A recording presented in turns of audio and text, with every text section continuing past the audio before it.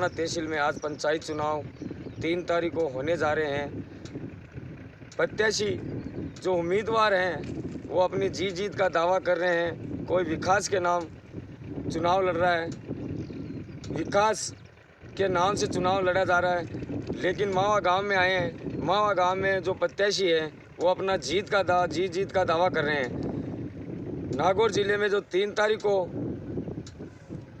मतदान होने हैं उसके बाद में मालूम पड़ेगा कि कौन जीतेगा कौन हारेगा। तेज खबर चैलेंज से मोहम्मद शाकिर टिडवाना। सरपंच पद का दावेदार हूँ और मावा से चुनाव लड़ रहा हूँ। क्या मुद्दे रहेंगे चुनाव में, किन मुद्दों पर आप? काफ़ी मुद्दे हमारे गांव में आज तक कोई विकास का काम तो हुआ नहीं है और काफ़ी सालों से अभी तक कोई जवान सरपंच नहीं आया है। मतलब सब बूढ़े बुजुर्ग आए हैं जिसने कुछ काम कराया नहीं है। तो क्या आपके मुद्दे क्या रहेंगे, किन मुद्दों पर आप गाँव के लोगों से वोट मांगेंगे?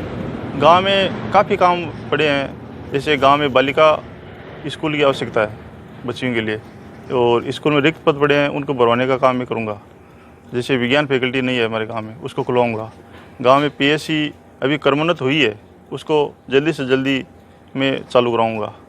और गांव में इंदिरा गांधी नहर का जो पानी घर घर में पहुंचाना है उसका काम करूँगा। गांव के हर रास्ते में सीसी सड़क से जोड़ने का काम मैं करवाऊँगा और पानी निकासी के लिए नालियों का निर्माण मैं करवाऊँगा। फसल को बचाने के लिए लावारिस गौवंशु गौशाला या सांडशाला का निर्माण में करवाऊँगा। सभी तरह के पेंशन पात्र लोगों को लाभान्वित करवाऊँगा। गांव में और रास्तों पर हो रहे अतिक्रमणों को हटवाऊँगा। नरेगा कामों में बिना भेदभाव सबको समान रोजगार देना।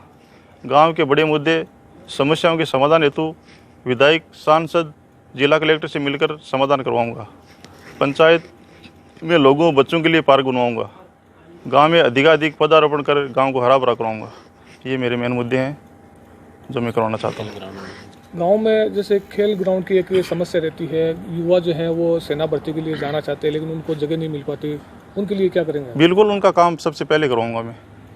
जो युवा मांग करेंगे उसका काम, युवा हमारे साथी हैं, उनके लिए हम तत्पर हर बार साथ रहेंगे। सरकार की कई ऐसी योजना होती है, फ्लैगशिप योजना है, पेंशन योजना, वृद्धावस्था पेंशन और भी अलग तरह की विधवा पेंशन। गांव के लोगों की मांग रहती है कि वो इन योजनाओं को उनको लाभ मिले लेकिन नहीं मिल पाता। इसके लिए आप क्या काम करेंगे? बिल्कुल उनका काम सबसे पहले मैं करूँगा मैं।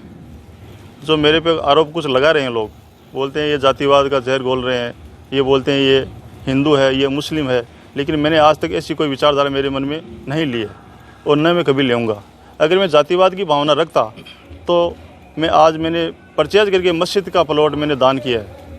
कोई ऐसा बंदा नहीं है जो दान कर सकता है। और जैसे रोजे आते हैं तो रोज़ा इफ्तार पार्टी मैं हमेशा कराता आता हूँ। इसमें भी सब मेरा सहयोग करते हैं और सबका मैं भी सहयोग करता हूँ। दूसरी बात, गांव में सारे समाज के लोग रहते हैं तो ये भेदभाव की भावना रखनी नहीं चाहिए। और चुनाव जो लड़ा जाता है वो सद्भावना से लड़ा जाता है, वो सबको साथ लेकर चलना चाहिए ताकि वो आगे चल के काम करें। 36 कौम के लोग साथ होते हैं तभी कोई काम हो पाता है। ऐसे नहीं एक जात से कोई काम हो जाएगा, चाहे हिंदू हो चाहे मुस्लिम हो, सारे समाज साथ होंगे तो आगे चल के हम विधायक के पास जा सकते हैं, एमपी के पास जा सकते हैं। जो भी काम होगा वो सारा करने के लिए हमारे साथ रहेंगे तब काम होगा। क्योंकि हमारा गांव तो ऐसे भी बहुत पिछड़ा हुआ है, कई काम हुआ नहीं है अभी तक, क्योंकि हमारे आज तक किसी पढ़ा लिखा सरपंच आज तक नहीं लिया है। और मैं तो खुद चुनाव लड़ने का इच्छुक ही नहीं था, जबकि मेरे पूरे गांव के लोगों ने मिलकर के मेरे को खड़ा किया है। जैसे मेरे पास सुभान खान जी मलवान है, चांद जी मणियार है और बाकी सारे समाज के लोग हैं ही। और भी काफ़ी लोगों के दिल में ये है कि एक बार इसको ये सरपंच बनाया जाए ताकि ये कुछ न कुछ काम करवा सकें। गांव की जनता ने आपको खड़ा किया है, आपको चुनाव में उतारा है, तो गांव की जनता को आप क्या संदेश देना चाहेंगे चुनाव को लेकर? सर, उसको ये संदेश देना चाहूँगा कि अपने जो मन में भेदभाव है उसको मिटाऊंगा। सबसे पहले मैं हमेशा सबको साथ लेके चलूँगा और ये भावना नहीं रखेंगे किसी के मन में, और सबको एक जगह करने इकट्ठा रख के शांतिपूर्ण भावना से मैं काम करूँगा। हमारे गांव में कैसे ऐसे भी कई काम है जो मुद्दे हैं उसको भी मैं क्लियर करने की कोशिश करूँगा।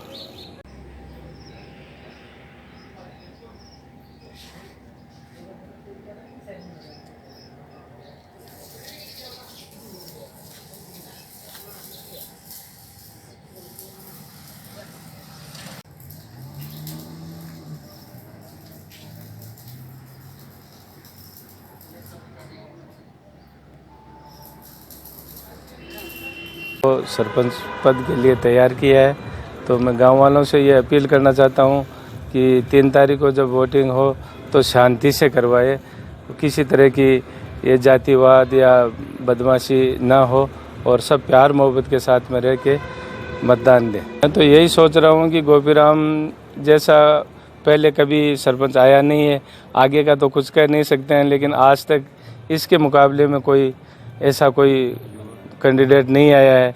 पढ़ा लिखा है, जवान है, ईमानदार है और ये जात पात की कोई भेदभाव आज तक रखा नहीं है और अगर ऊपर वाले ने चाहा तो आगे भी नहीं रखेंगे।